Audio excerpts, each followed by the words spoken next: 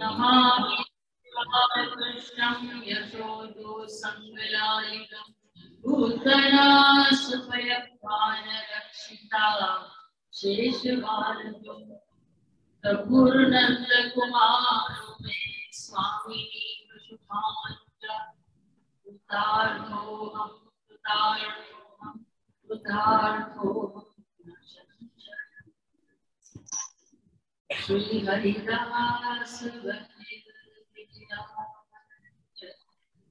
गोवर्धनाय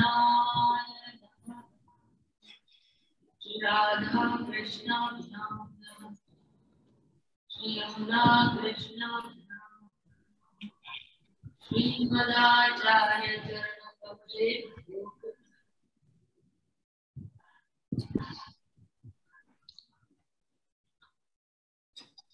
समुपस्थित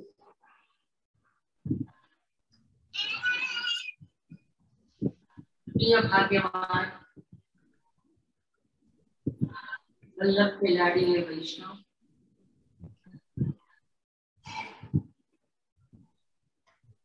श्री गोवर्धन नाथ जी मंडल के सभी मेंबर्स, गोविंदास जी और बाहर से भी पधारे हुए सभी वैष्णवों को भगवत स्मरण।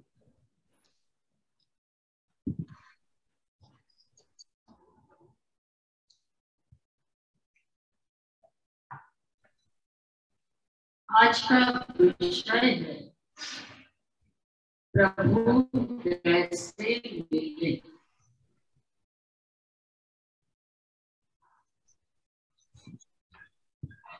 हमारी अल्प बुद्धि जिसमें लौकिकत्व भरा पड़ा है और हमारा लौकिक जीवन जिससे हम उबर नहीं पा रहे, उठ नहीं पा रहे,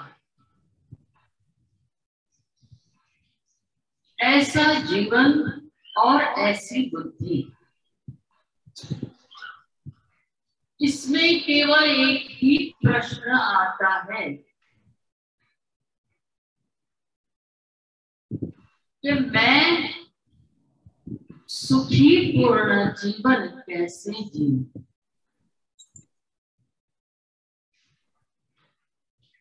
ये जो मैं तत्व, वो मैं माया जनित,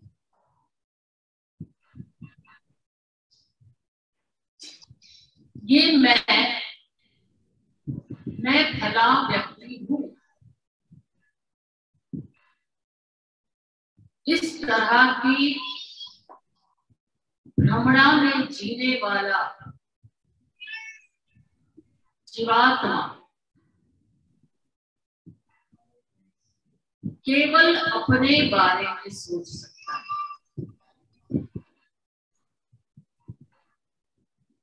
पर जब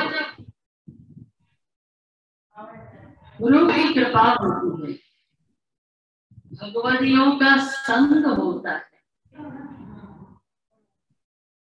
और जीवन से भी ऊपर सोचने की चाह होती है, या कहीं मेधावी प्रज्ञावी बुद्धि जब हमारी होती है, तब हम मैं ज्यादा न सोचकर मेरी आत्मा का कल्याण कैसे ये सोचने। और जब पामर बुद्धि होती है तब वो उसके जीवन के बारे में ही सोचता, और क्यों न सोचे। जीवन भी तो परमात्मा ने ही दिया है ना, कुछ अलग से तो दिया नहीं। इसी पृथ्वी में हमें भेजा है और रिश्ते नाते कई प्रकार के हमसे जुड़ गए, जिससे हमारा संसार बना।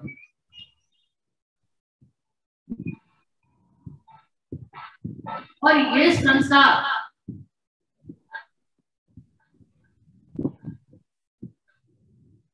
उसके रथ की डोर किसके पास? माया के पास। वो माया आपकी बुद्धि में जो प्रेरणा करती है, वहां वो रथ चला जाता है।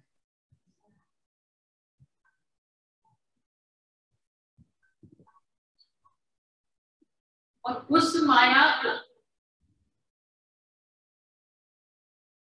अगर हम श्रीमद् भागवत के 10वें स्कंद में अगर हम यात्रा करें और उठा के देखें,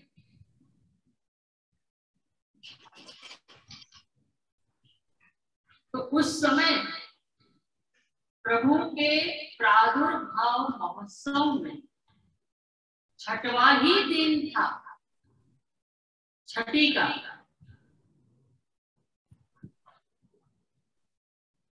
जहां हम लोग भी छठी लिखते हैं कि इसका जीवन कैसा हो, उसी दिन पूतना अविद्या के तौर पर ब्रजमंडल में आई,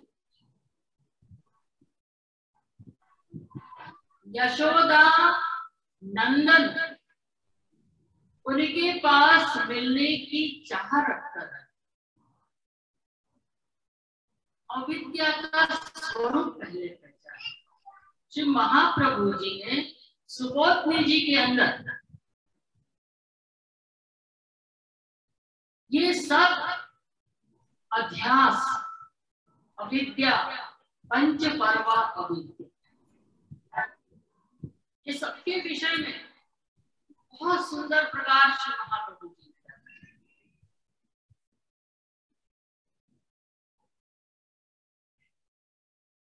ये अविद्या है क्या, जो हमें दिखना चाहिए उससे विपरीत दिखाना।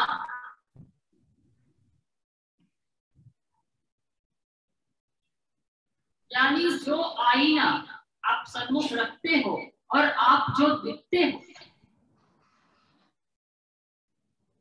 उससे कुछ और ही दिखाना। बदसूरत को सूरत खूबसूरती दिखाना और खूबसूरती को बदसूरती दिखाना, कुछ उल्टा ही करती है। और हम मानव आंख नाक कान मुंह ये सबसे सोच के वो देख लेते हैं जो माया ने हमें दिखाया, क्योंकि माया का आवरण पूर्णतः आपके ऊपर चढ़ा हुआ।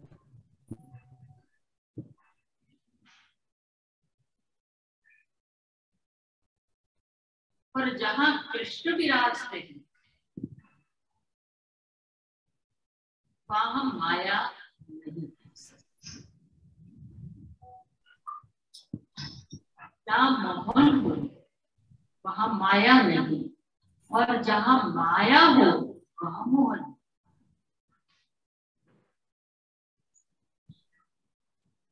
और ये पंचपूर्व अविद्या पूतना के रूप में देखो है बदसूरत सी, राक्षसी पर 16 वर्ष की सुंदरी बन गया, यानी जो है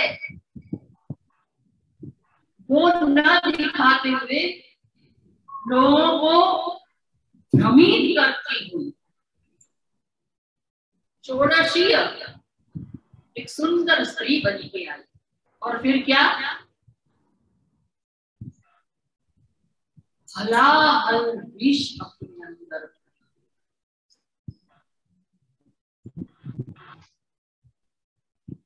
देखिए के अंदर भी हम अंदर से कुछ और हैं और बाहर से कुछ और। हाथी के दांत दिखाने के और है और चबाने के और। दिखाने के तो बड़े सुंदर है, चबाने के कुछ और ही है। हमारा मनुष्य जीवन भी कुछ ऐसा ही है, हम वो नहीं दिखाते तो हमारे अंदर, और इसीलिए लोग भ्रमित हो जाते। हम तो भ्रमणा में है ही और दूसरे के भ्रमित करने पे भ्रमित हो जाते हैं। इसीलिए हम प्रभु की खोज नहीं कर पाते।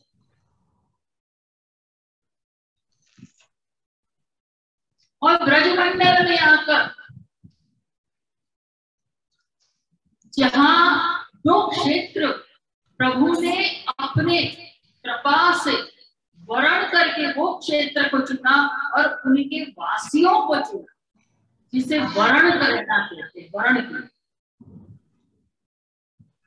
उस क्षेत्र के अंदर यानी भगवत परिसर में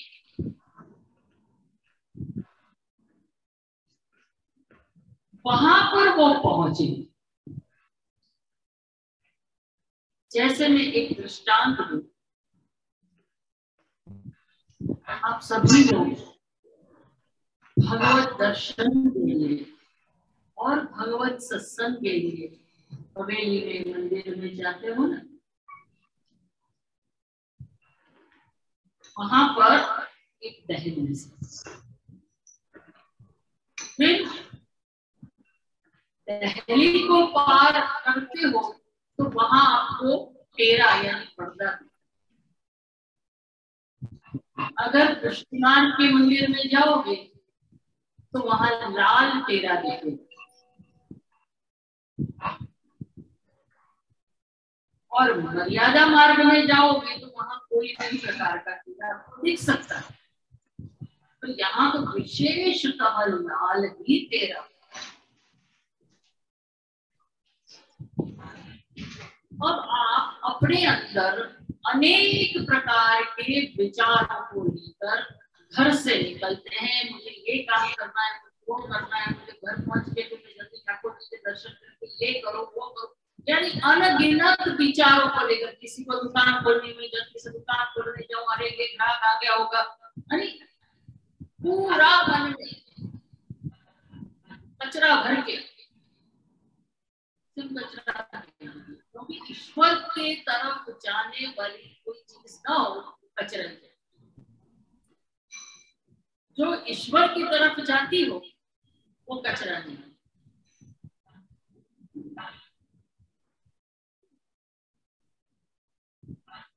तो बाहर आप घर से निकलकर मंदिर की तरफ जाते जाते दुनिया भर की वस्तुओं को समेट कर हमारा डस्टबिन हो जाता है, हमारा ब्रेन को हम डस्टबिन कर देते हैं। इतना भार लेकर, इतना स्ट्रेस लेकर प्रभु के पास जाते हैं। प्रभु अगर अपना नाम लिखना चाहे तो उनको ढूंढना पड़ता है कि कहाँ है। अब इतनी दुनिया भर की चीजें जब माइंड में हो, सब तो पूरे तन में भी होता है, तो वो दहलीज आती है ना,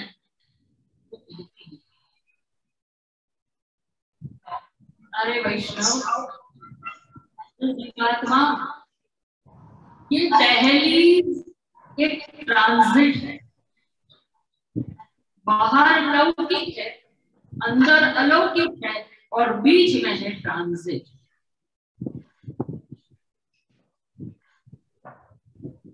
तुम्हें अपना एक पांव बढ़ाकर उस ट्रांजिट में से निकलकर परमात्मा की ओर चलना है।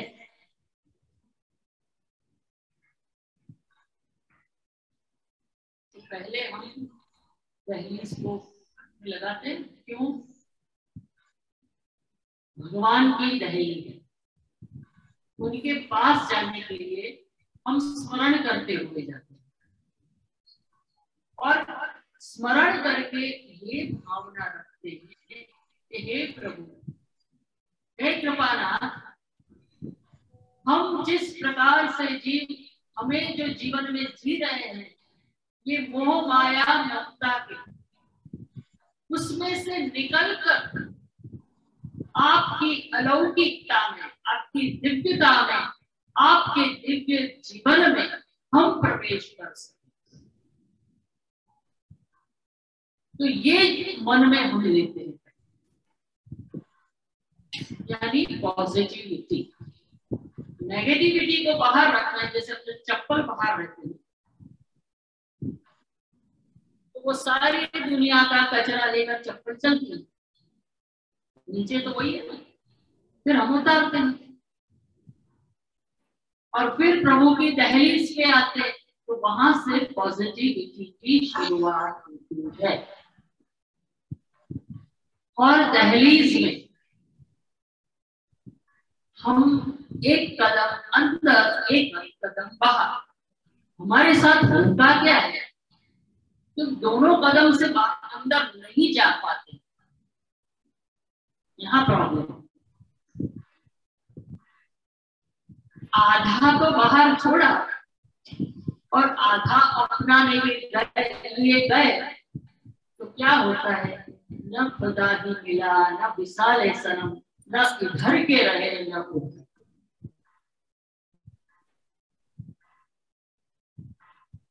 तो दोनों प्रक्रियाओं को साथ लेकर हम अंदर है। हम ट्रांजिट नहीं है, हम अंदर बढ़ नहीं पा रहे, शरीर चला गया है, हमारे शरीर की बात करनी नहीं है, हमारी आत्मा। जब आध्यात्म विषय आता है तो आत्मा की, और आदि भौतिकता का विषय आता है तो हमारा तन मन ये सब जो लौकिक है उसका विषय। और आदि दैविकता की बात आती है तो केवल परमात्मा की बात। ठीक है, चलो कृपा से अंदर भी चले गए, चले तो गए। मन में क्या सोचा है कि 9 बजे दुकान खुलेगी, औरत सोचती है घर जाके मुझे रसोई भी जल्दी बनानी है, भाव लेके अंदर तो चले गए। अब हुआ क्या अंदर कि ठाकुर जी ने जो श्रृंगार धरे थे पूरे गिरा दिए, वापस से श्रृंगार करने पड़े, तो वो भी देर। अब यहाँ छटपटाहट हो गई, अभी मैं क्या करूंगी, ऑफिस में पहुंचना है, दुकान में पहुंचना है, अरे मेरी सास लड़ेगी, मैं घर में क्या करूंगी। होना क्या चाहिए, हे प्रभु मैं आपका विरह नहीं कर पा रही या कर पा रहा, आपने खूब कृपा करके आज मुझे थोड़े सा विरह का दान दिया। मेरे अंदर जो दोष है वो विरह की अग्नि से भस्मित होकर आपका दिव्य मुखार में, आपका मंत्राधिपति मुखार में जब दर्शन होंगे तो हमारे त्रिविध ताप दूर हो जाएंगे। ये भावना कब आती है, जब माया को अपूर्णतः पार रखते हो। देखिए ये तो मैंने आपको जीवन की सत्यता के बारे में बताया। अब प्रश्न तो यहाँ बहुत सारे हो सकते हैं कि हमारा जीवन ही ऐसा है, हम क्या करें।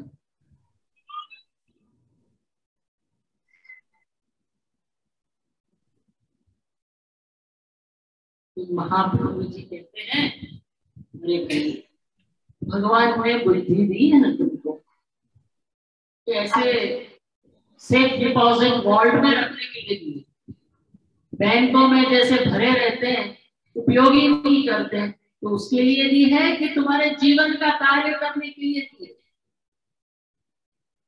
तो थोड़ा सा बुद्धि से काम लोगे, थोड़ी स्मार्टनेस, थोड़ी स्hrewdness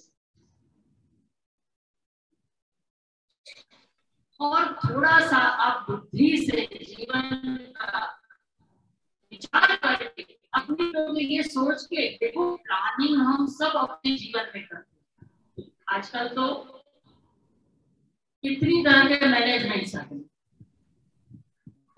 मैनेजमेंट, प्लानिंग मैनेजमेंट, एचआर में भी है और ये भी है, कितना बिजनेस मैनेजमेंट कर रहा है। तो हमारी औरतों के लिए मैनेजमेंट भी ऐसा नहीं है, गृहिणियों को भी मैनेजमेंट है, पुरुषों को शॉप पे जाने के लिए भी मैनेजमेंट, थोड़ा सा प्री प्रिपरेशन।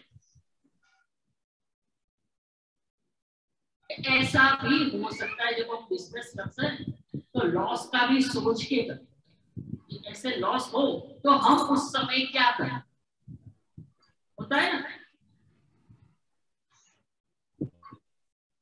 अगर हमने लॉस किया तो हम भरपाई कैसे करें,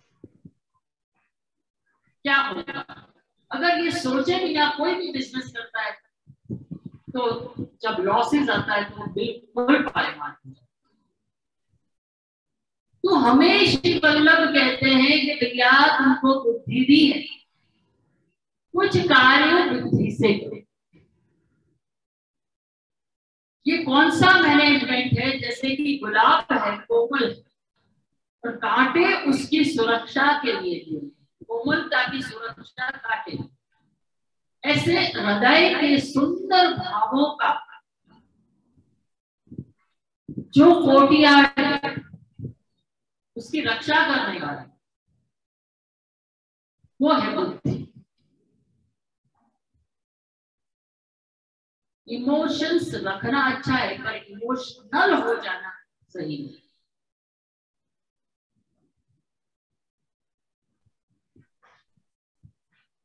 अतिशय सेंसिटिविटी भी अच्छी है।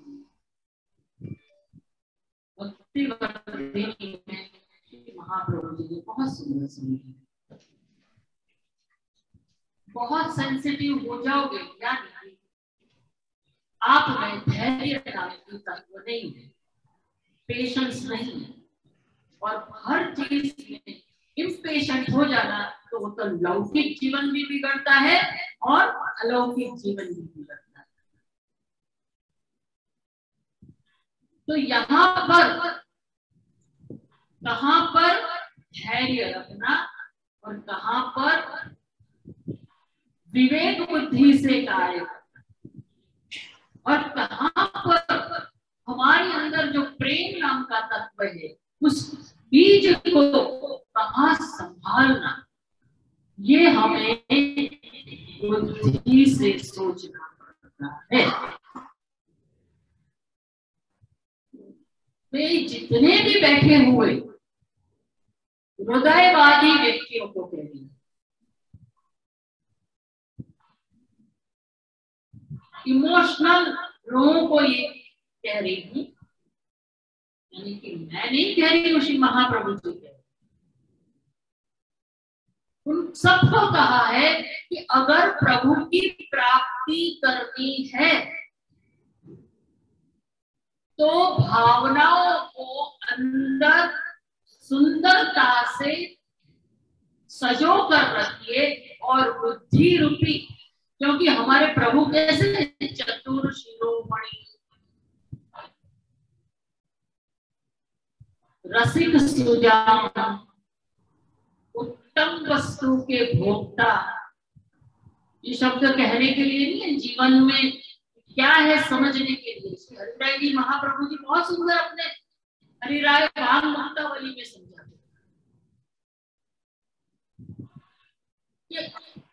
रे मन समझ समझ पग है। और दयाराम भाई क्या बोलते हैं, हरिनो मारग छे शूरानो नहीं दायर नु काम जो। पुष्टि जीव कैसा है, शूरवीर। कोई भी मार्ग को प्राप्त करना इसमें शूरवीरता होती है, फेस करने की ताकत। वो भी तो मनुष्य फेस नहीं कर पाते कोई भी चीज, हम भगेड़ू हैं, भग जाते हैं। और अंदर से पॉजिटिविटी रखे कि मुझे ये करना ही है, मेरा गुरुबल मेरा भगवत बल से मैं ये कार्य कर ही लूंगा। परमात्मा मेरे जीवन में है, वो कोई भी मुझे प्रेरणा देंगे सही ही होगी, और जो कुछ भी होगा वो सही ही होगा।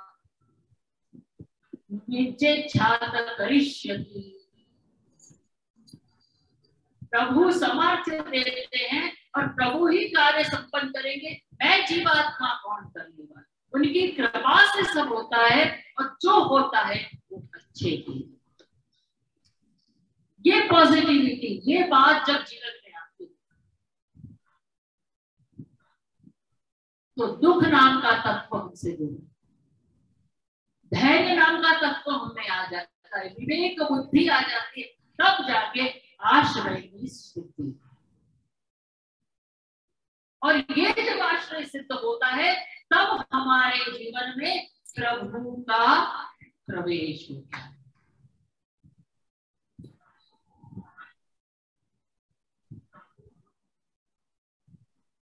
ये प्रवेश ये बहुत जरूरी है। प्रवेश ही नहीं होगा तो आप भक्ति में आगे कैसे बढ़ेंगे।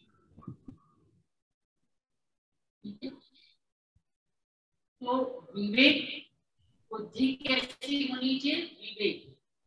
मन कैसा होना चाहिए, धैर्यवान। और आत्मा कैसी होनी चाहिए, आश्रय वाली। तो मन बुद्धि और आत्मा ये तीन सद गया तो हम वो जो तेरा है ना ठाकुर जी का लाल रंग का, क्यों वो कलर क्यों है, अनुराग का रंग लाल, लाल रंग अनुराग का है। श्री वल्लभ कहते हैं मेरा भक्त, मेरे प्रभु के भक्त, मेरे पुष्टि भक्त कैसे हैं, मेरे अनुरागी मन के हैं, मेरे प्रभु से प्रेम करने वाले हैं। और प्रभु कैसे हैं, प्रेम वाले, प्रेम ही है साक्षात। तो वो लाल टेरा आपको प्रेम तत्व को जागरूक करने के लिए। और जैसे ही देखिए थोड़ी देर हम वेट करते महाविरह आता है तो ताप होता है, तो दोष का निवारण होता है, यानी बुद्धि में से जितनी लौकिकता है सब चली जाती है। फिर अनुराग की तरफ हमारी दृष्टि जाती है तो भाव जगता है, प्रभु दर्शन देंगे, उनका ही भोजन को समझ सकता है, स्वाद उसको आता है। भूख की जब होती है ना तो कुछ ऐसी भी चीज खिलाने उसको खाने लगता है। विरह के बाद सबको तेरा मिलता है तो माधुरी मूरत नयनाभिराम घनश्याम मधुराधिपति श्री गोवर्धन कृष्ण श्रीनाथ जी बाबा के दर्शन होते। कैसे दर्शन, सबसे पहले वैष्णव को अगर आश्रय की सिद्धि करनी है, भगवत स्वरूप को हृदय में पधराना है, तो कहां से दर्शन करने चाहिए। हमारी स्थिति क्या है मगज की, सीधे आंख में देखिए, दास भाव से जाते हैं तो भगवत अनुग्रह मिलता है। तो दास कहाँ रहेगा? चरणारविंद में।